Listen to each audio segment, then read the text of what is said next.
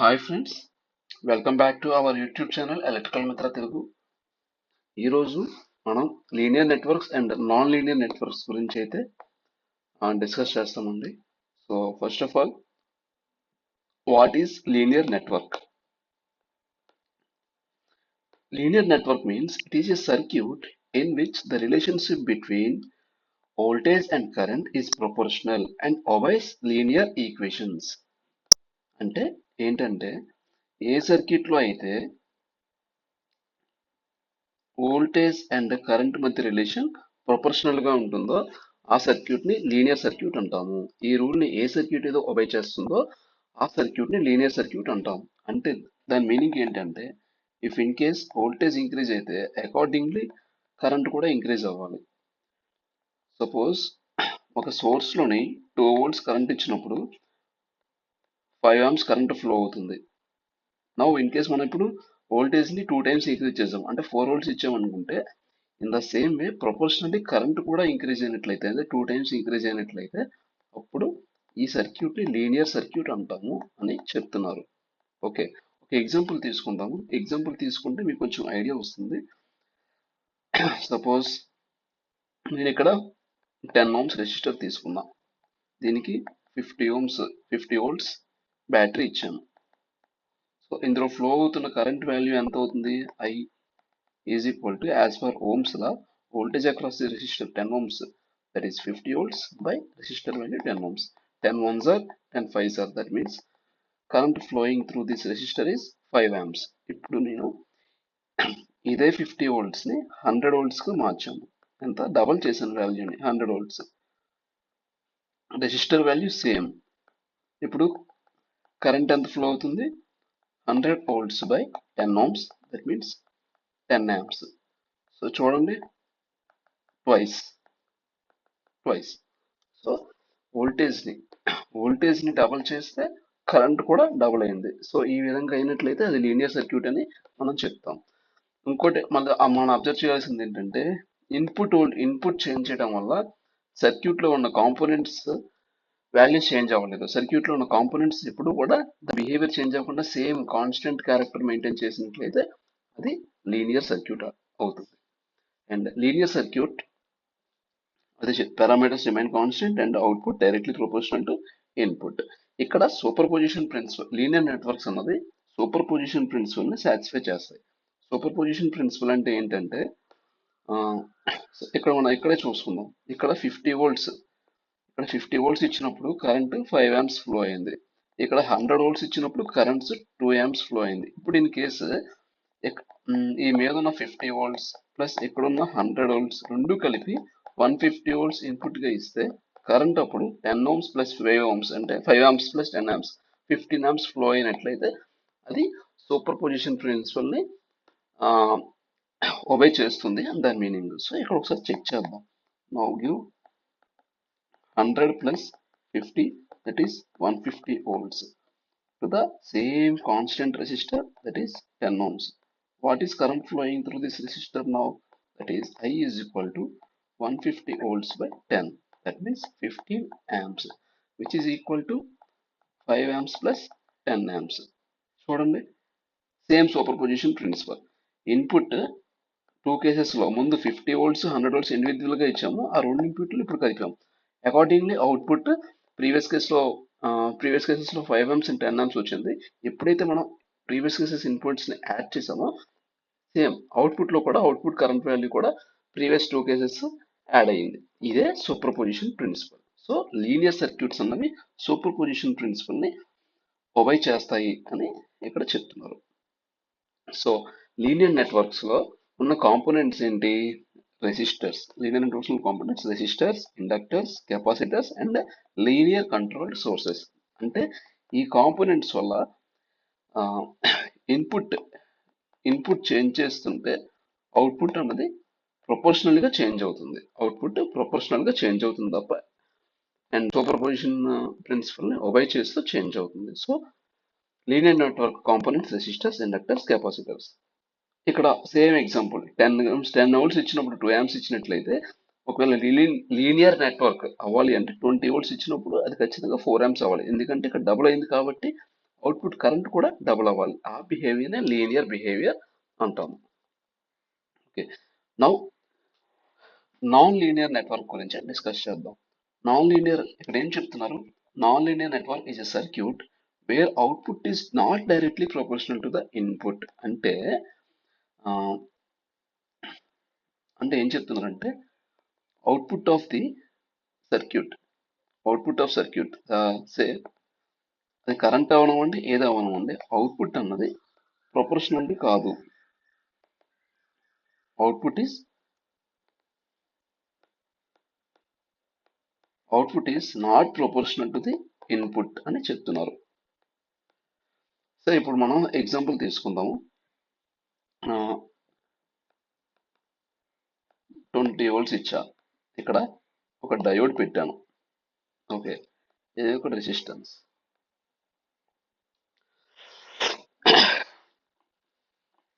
ఇది ఒక resistance.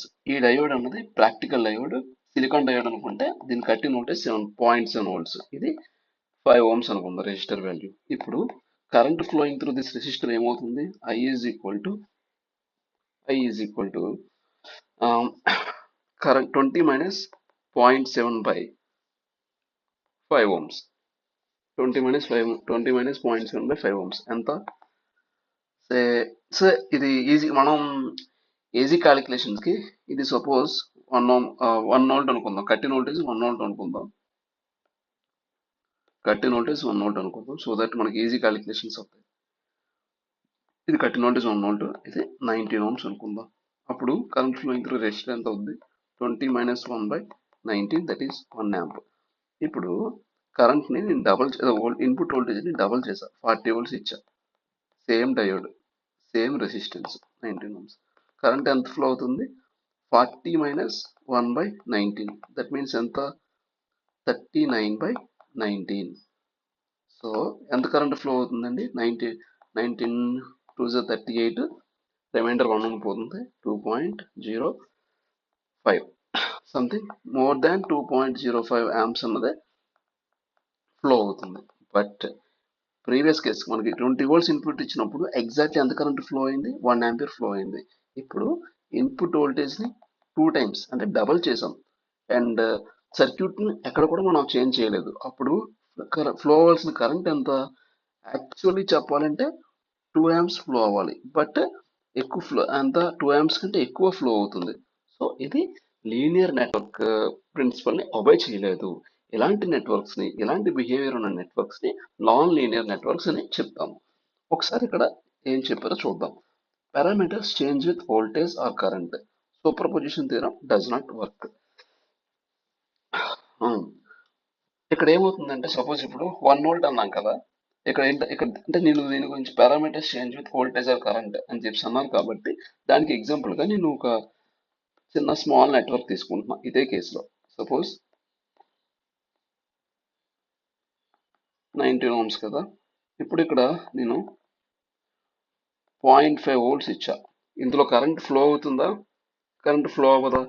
Current flow అవ్వదు. ఇన్ కేస్ మీకు డయోడ్ గురించి ఐడియా లేకపోతే please wait for some more time. Soon I will upload అంటే డయోడ్ రిలేటెడ్ వీడియోస్ కూడా నేను అప్లోడ్ చేస్తాను, సో దట్ అప్పుడు మీకు క్లారిటీ వస్తుంది. ప్రస్తుతానికి కట్టిన వోల్టేజ్ దాటినట్లయితేనే కరెంట్ ఫ్లో అవుతుంది డయోడ్లో అని గ్రాంటెడ్ గా తీసుకోండి. సో నేను అంటున్నాను కట్టిన వోల్టేజ్ 1 వోల్ట్ అన్నాను. సో ఇప్పుడు ఇన్పుట్ వోల్టేజ్ అన్నది 0.1 వోల్ట్ కంటే ఎక్కువైతేనే కరెంట్ ఫ్లో అవుతుంది. సో ఇందులో కరెంట్ ఎంత present as of now 0 amps, ఎందుకంటే ఇన్పుట్ వోల్టేజ్ కట్టిన వోల్టేజ్ కంటే తక్కువ. But as per linear networks super position principle apply చేయాలి అంటే ఏంటి? వోల్టేజ్ అంటే అకార్డింగ్లీ కరెంట్ ఉన్నది according to the input or according proportional to the voltage change అవ్వాలి. బట్ ఇక్కడ వోల్టేజ్ జీరో చేయకుండానే కరెంట్ జీరో అయిపోయింది. సో మన ఇన్పుట్ లో ఉన్న వోల్టేజ్ ఆర్ కరెంట్ చేంజింగ్ తోటే ఇక్కడ సర్క్యూట్ లో ఫ్లో అవుతున్న కరెంట్ అనే పారామీటర్ చేంజ్ అవుతుంది. ఇదే ఇక్కడ మనకి చెప్పే ఫస్ట్ పాయింట్. ఏంటది? Parameters change with voltage or current. In the same way super position theorem ఎందుకు వర్క్ అవ్వదో కూడా మనం తెలుసుకున్నాము.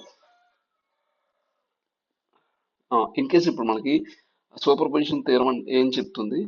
ఇక్కడ ప్రీవియస్ కేసులో అంతా 20 వోల్ట్స్ ఇచ్చాం, ఇక్కడ 40 వోల్ట్స్ ఇచ్చాం. So as per in case super position principle apply అవ్వాలంటే ప్రీవియస్ కేసులో 20 వోల్ట్స్, సెకండ్ కేసులో 40 వోల్ట్స్ అంటే 60 వోల్ట్స్ ఇన్పుట్ ఇచ్చినట్లయితే, if 60 volts given as input, current ఎంత ఫ్లో అవ్వాలి? కరెంట్ షుడ్ బి ప్రీవియస్ కేసులో 1 amp, సెకండ్ కేసులో ప్రీవియస్ కేసులో 1 amp, సెకండ్ కేసులో 20 volts ఇచ్చినప్పుడు 40 volts కి ఎంత ఫ్లో అవ్వాలి? 20 volts కి 1 amp అయితే 40 volts కి ఎంత కరెంట్ ఫ్లో అవ్వాలి? 2 amps. ఎంత ఫ్లో అవ్వాలి? 3 amps ఫ్లో అవ్వాలి. బట్ మన కేసులో ఏమైంది? ప్రీవియస్ కేసులో 1 amp ఫ్లో అయితే ఇప్పుడు ఫ్లో అవుతుంది 2.05 అండ్ సో ఆన్ సంథింగ్, అంటే 3.05 so on something. So super position theorem కాదు, సూపర్ పొజిషన్ ప్రిన్సిపల్ అన్నది సాటిస్ఫై చేయలేదు ఈ నెట్వర్క్. సో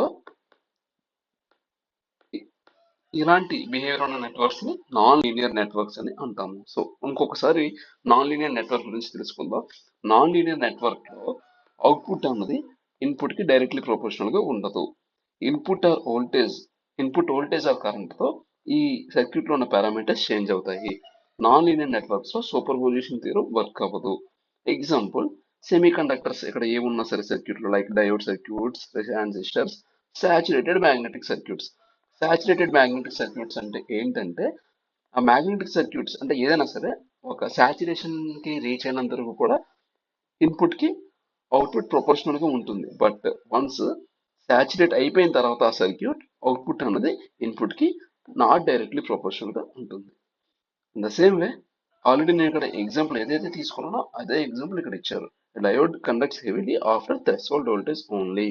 అంటే థ్రెషోల్డ్ వోల్టేజ్ ఇది దాటిన తర్వాత హెవీగా కండక్ట్ చేస్తుంది. బట్ ఎంతకంటే తక్కువ ఉంటే డయోడ్ కండక్ట్ చేస్తుందా లేదే 0 amps అని చెప్పాను కదా, అదే ఎగ్జాంపుల్ ఎక్కడైతే చెప్పడం జరిగింది. ఇక్కడ మనం సమ్మరీ మనం ఇప్పటివరకు డిస్కస్ చేస్తున్న linear network and non linear network comparison చూసుకుంటే, sorry friends, small disturbance, okay, ignore that. Linear network and non linear networks ని కంపేర్ చేసినట్లయితే ఏంటి, లీనియర్ నెట్వర్క్ లో ఏమవుతుంది, అవుట్పుట్ అన్నది ఇన్పుట్ కి ప్రొపోర్షనాలిటీగా ఉంటుంది. సో ఇన్పుట్ అవుట్పుట్ ప్రొపోర్షనల్ గా ఉంటాయి. And in case of non linear network లో అయితే ఇన్పుట్ అండ్ అవుట్పుట్ ప్రొపోర్షనల్ గా ఉండవు. ఓకే, ఇప్పుడు గ్రాఫ్ చూసుకున్నట్లయితే ఏంటమ్మా గ్రాఫ్ అంటే సింపుల్, పెద్ద గ్రాఫ్ ఏం కాదు. వై యాక్సిస్ మీద అవుట్పుట్ అంటే కరెంట్ తీసుకుందాం, ఎక్స్ యాక్సిస్ మీద వోల్టేజ్ తీసుకున్నట్లయితే లీనియర్ నెట్వర్క్స్ కి అలా ఉంటుంది, straight line, like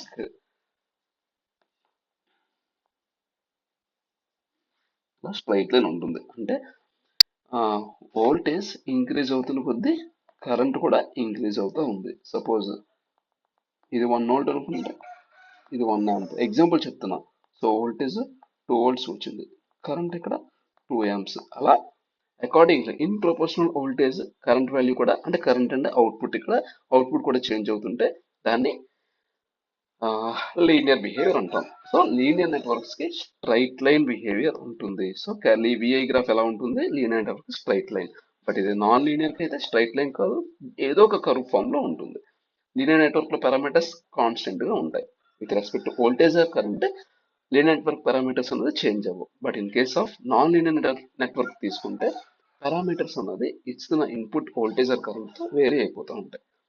linear networks లో super position applicable, super position satisfy చేస్తేనే లీనియర్ నెట్వర్క్స్ అంటాం.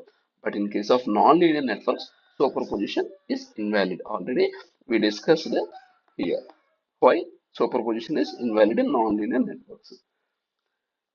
Linear network example linear components అనమాట. లీనియర్ నెట్వర్క్స్ కాంపోనెంట్స్ ఎగ్జాంపుల్ ఏంటి, resistor, inductor, capacitor. Non linear network components ఏంటి, diode, transistor, saturated circuits, etcetera.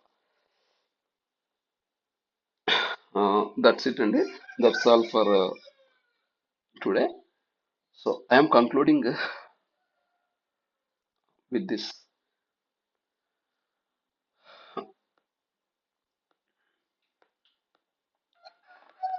Thank you so much అండి.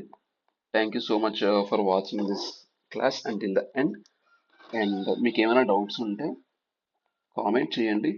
And మీకు పర్సనల్గా నన్ను contact అవుదాము, లైక్ మీకు ఏమైనా డౌట్స్ గురించి అనుకుంటే ఎలక్ట్రికల్ మిత్ర తెలుగు @gmail.comకి మీరు డైరెక్ట్గా మెసేజ్ చేయొచ్చు. It could be anything. And మనకు ఒక టెలిగ్రామ్ ఛానల్ ఉంది. టెలిగ్రామ్ ఛానల్ పేరు ఎలక్ట్రికల్ మిత్ర తెలుగు. సో సారీ, క్లియర్గా రాస్తాను, ఇచ్చేయండి. టెలిగ్రామ్ ఛానల్ పేరు ఎలక్ట్రికల్ మిత్ర తెలుగు. డైలీ మనం ఇక్కడ ఏవైతే డిస్కస్ చేస్తున్నామో ఈ పీడిఎఫ్ అనేది డైరెక్ట్గా మీకు గ్రూప్లో అప్లోడ్ చేయడం జరుగుతుంది. So that you can download and you can revise once again if you want. Thank you.